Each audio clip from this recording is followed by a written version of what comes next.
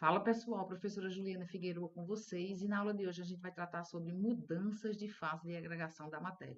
Sejam todos muito bem-vindos ao meu canal. Então essa variação ela pode acontecer com a mudança da temperatura e ou a mudança da pressão.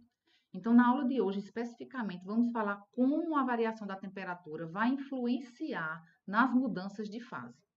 Quando a gente viu a matéria na fase sólida, a gente viu que as forças atrativas que existem entre essas entidades químicas é uma força atrativa muito forte. Então, forças atrativas fortes, baixa energia cinética, as moléculas estão muito próximas.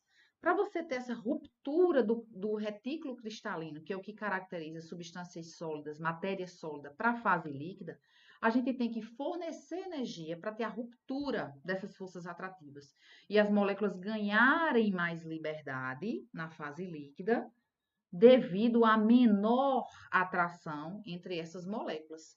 Então, esta passagem, que acontece com o aumento da temperatura, a gente vai chamar de fusão. Então, veja que essa mudança, ela acontece porque eu estou aumentando a temperatura. Não esqueça disso. Quando a gente tem a matéria na fase líquida e passa para a fase gasosa, então essas forças atrativas, elas serão completamente desprezadas, ou seja, eu vou inserir energia para que essas forças atrativas percam esse seu caráter e na fase gasosa eu tenho uma total liberdade das moléculas. Então, para eu fazer essa passagem do líquido para gasoso, eu preciso fornecer mais energia na forma de calor para essas forças atrativas se tornarem completamente desprezíveis. Então, eu aumento a temperatura, essas moléculas vão ganhar mais energia cinética e as forças atrativas vão ficar cada vez mais desprezíveis. Então, essa mudança a gente vai chamar de vaporização.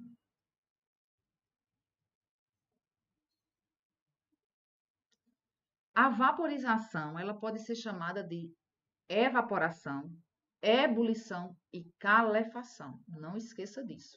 Evaporação, ebulição e calefação. Então, o que é que vai acontecer? Essas três passagens que caracterizam de líquido para gasoso podem acontecer de forma espontânea ou não espontânea. Então, no processo de evaporação,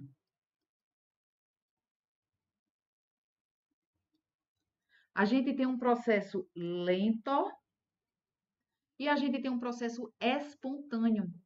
Pense quando a gente vai estender roupa no varal. Então, a gente tem a mudança de fase da água na fase líquida para gasosa à temperatura ambiente. Então, não existe uma faixa de temperatura para aquilo acontecer, uma temperatura fixa. Aquilo ali vai acontecer de forma espontânea a qualquer temperatura. Então, o processo de evaporação é um processo lento e espontâneo. Já no processo de ebulição, a gente tem um processo rápido. E esse processo rápido, ele não é espontâneo.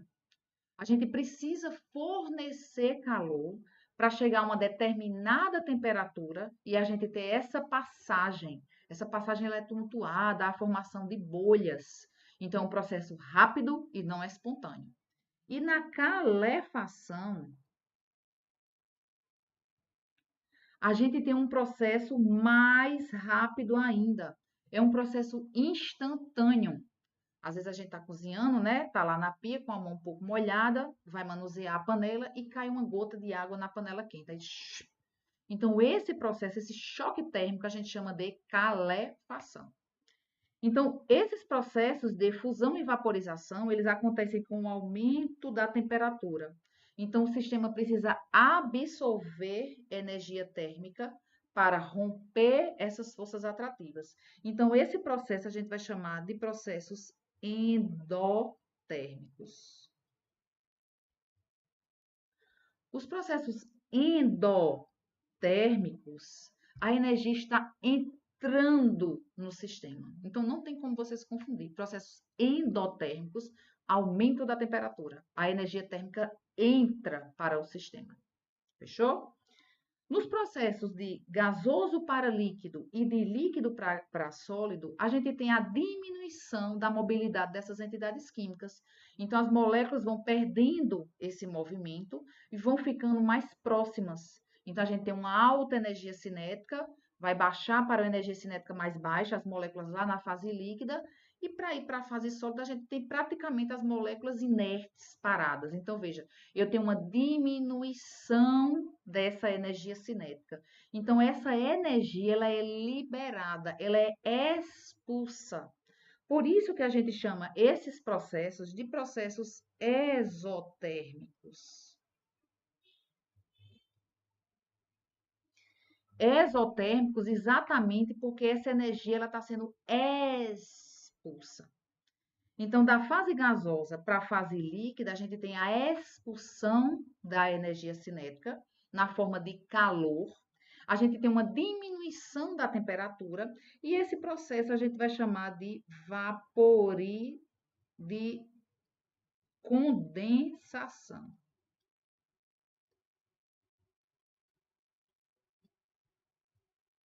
Condensação. Então, processo da fase gasosa para a fase líquida, condensação. Agora, cuidado, porque alguém aí deve estar falando, mas eu já ouvi a palavra liquefação. Condensação é se sua matéria estiver na fase vapor. Vapor. Se sua matéria for um gás, então essa passagem de gasoso para líquido, a gente vai chamar de liquefação. Liquefação e condensação é a mesma passagem, de gasoso para líquido. O que vai mudar é condensação, a matéria é vapor. Liquefação, a matéria é gás. E se você está em dúvida o que é gás e vapor, a gente tem uma aula que está falando sobre isso, tá? Procura lá. É a primeira aula dessa série de aulas sobre química básica. Então, a mudança da fase líquida para gasosa, para sólida, a gente já tem as moléculas perdendo mais mobilidade, ou seja, as moléculas começam a ficar mais próximas umas das outras. Baixa energia cinética, essa energia ela é expulsa na forma de calor. Então, esse processo da fase líquida para a fase sólida, a gente vai chamar de solidificação.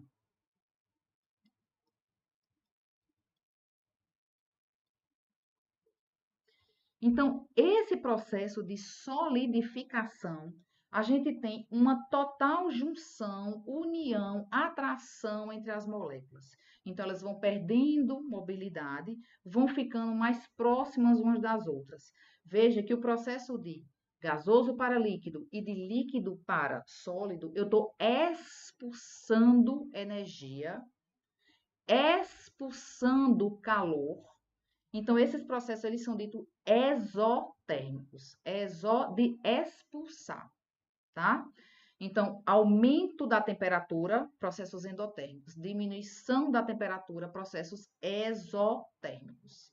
Mas também temos a passagem direta da fase sólida para a gasosa ou o contrário, do gasoso para o sólido, sem passar pela fase líquida. E esse processo a gente vai chamar de sublimação. Então, no processo de sublimação, a gente não passa pela fase líquida. Então, de sólido vai diretamente para gasoso ou do gasoso vai diretamente para o sólido. Fechou? Então, se você gostou dessa aula, você curte, você compartilha e fique aqui que a gente terá mais aulas. Valeu!